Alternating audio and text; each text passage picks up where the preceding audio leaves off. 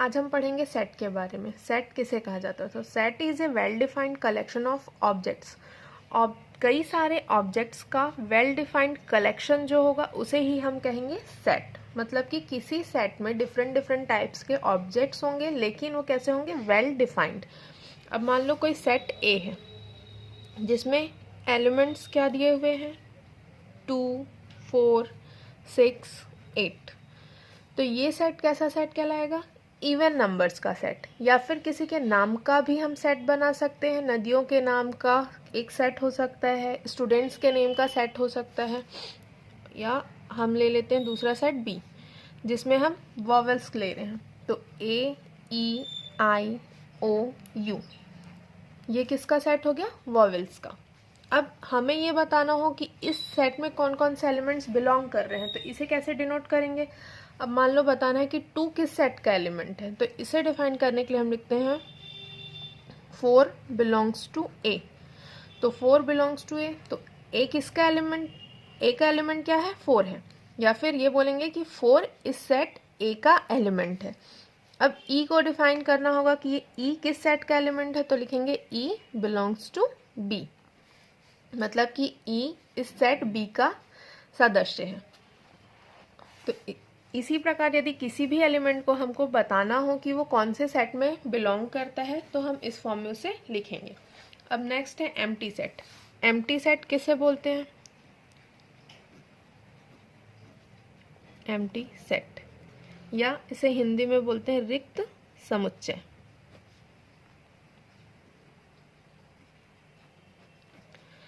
ऐसा सेट जिसमें कोई भी एलिमेंट ना हो, वो खाली सेट को हम बोलेंगे एम्प्टी सेट।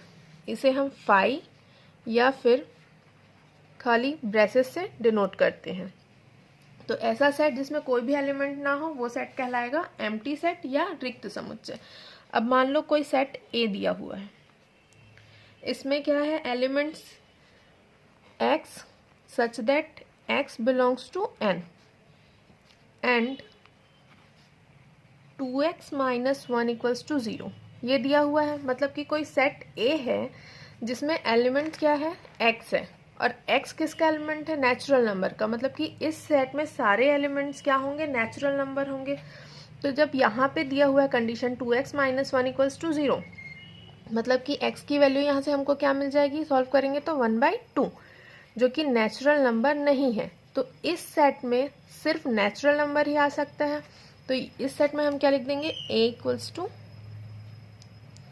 खाली सेट। मतलब कि ऐसा सेट जिसमें कोई भी एलिमेंट नहीं है, तो ये सेट कहलाएगा हमारा एम्प्टी सेट। अब हम कोई दूसरा एग्जाम्पल लेते हैं। मान लो b equals to x such that x belongs to n and x square equals to 4। ये कंडीशन दी हुई है x के लिए। तो x फिर से यहाँ पे भी x इसमें बिलोंग कर रहा है n में, मीन्स नेचुरल नंबर पे। जब इसको हम सॉल्व करेंगे तो x इक्वल्स टू हमको क्या मिल जाएगा? +2 और -2। और ये चूंकि नेचुरल नंबर्स का सेट है, तो इस सेट में हमको क्या मिल जाएगा? b इक्वल्स टू 2, एक एलिमेंट।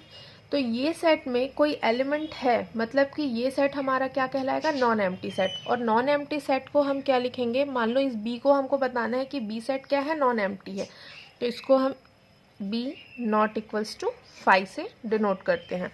मतलब कि b क्या है? कोई नॉन एम्प्टी सेट है। और यदि ये सेट क्या होता है? Empty set. जैसे कि सेट a है, तो इसको हम क्या लिखेंगे? a equals to 5। मतलब कि a is a empty set.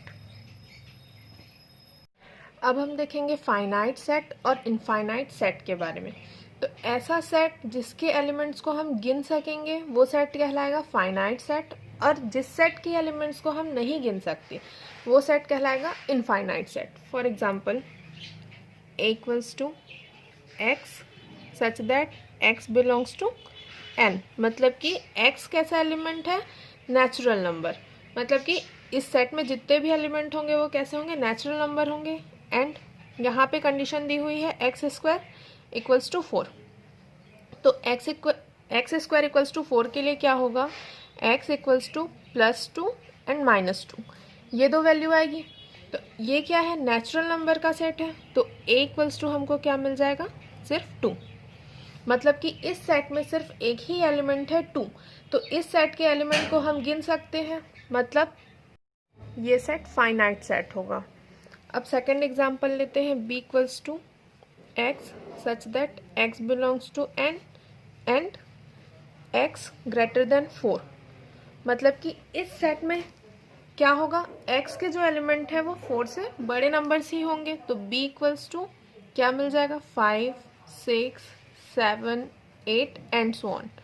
तो इस सेट में पता नहीं कि ये नंबर कहाँ तक होंगे या कितने होंगे, तो इस सेट को कहेंगे इनफाइनाइट सेट। अब हम पढ़ेंगे सबसेट और सुपरसेट के बारे में। तो सबसेट एंड सुपरसेट, मान लो कोई सेट A दिया हुआ है, इस सेट में एलिमेंट है 1, 2, 3, 4, 5, 6, ये सारे एलिमेंट्स हैं इस सेट A में। अब दूसरा सेट हम ले रहे हैं, इसी सेट से हम कोई दूसरा सेट बना रहे हैं मान लो, तो b इक्वल्स टू हम इस सेट के एलिमेंट क्या क्या ले लिए, 2, 3, 4। तो ये सेट b जो है वो किससे बना हुआ है, इस सेट A के एलिमेंट से, तो ये सेट b क्या कहलाएगा, सबसेट ऑफ सेट A। मतलब कि b is subset of A। तो ये क्या है, b सबसेट है, b सबसेट होगा इस सेट A का, तो ये b कहलाएगा सबसेट और A कहलाएगा सुपरसेट। मतलब जिस सेट से दूसरा सेट बन रहा है वो ये वाला सेट क्या कहलाएगा, सुपरसेट कहलाएगा। या फिर इसे ऐसे भी समझ सकते हैं, ये कोई सेट है 1, 2, 3, 4, 5, 6, ये एलिमेंट्स है इस सेट A में, और इस सेट का ये कोई सबसेट है जिसमें एलिमेंट्स है 2, 3 और 4, तो ये सेट B इस सेट A का सबसेट कहलाएगा। और सेट A सुपर सेट कहलाएगा इस सेट B के लिए। अब हम देखते हैं सिंगलटन सेट।